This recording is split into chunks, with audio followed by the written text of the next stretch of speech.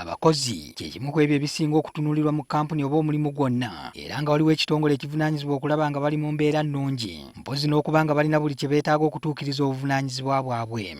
Godfrey Luse yakwasaganya ensonga z'abakozi mu kitongole kinnakyewa ekikola ku nsonga z'abaana ki SOS Children's Village. Omulimu guno Luse agukoledde emyaka 14 era atubuulidde ebimu ku bisinga obukulu mu kugukola. So buli mu kyenkola nga omuntu akulira abakozi mu kitongole nfaayo nnyo okuwuliriza omuntu ku nsonga z'abaleese, okuwaayo ebirowoozo byange byonna gy'ali nga aleese ensonga ze gyendi.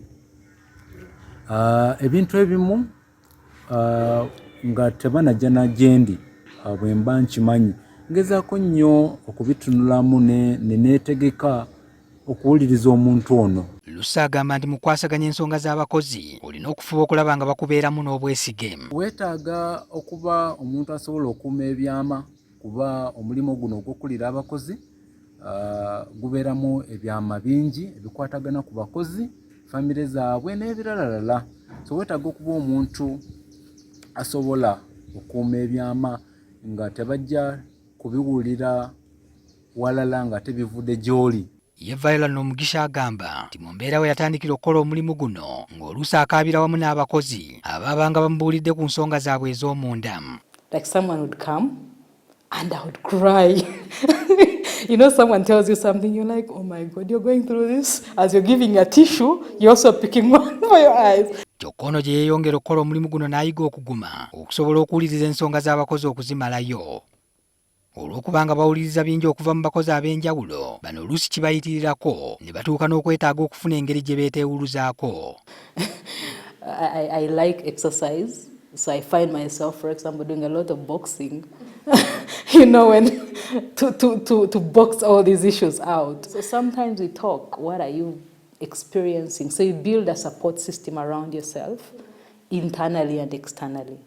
Yeah. Tukitegedde nti obuvunaanyizibwa bw'okwasaganya ensonga z'abakozi obusinga bukolebwa bakazi. Bw'otunuulira nnamba y'abakyala abakola omulimu gwa human resource management oba abakulira abakozi mu bitongole, bali ebitundu nga 75 ku 8.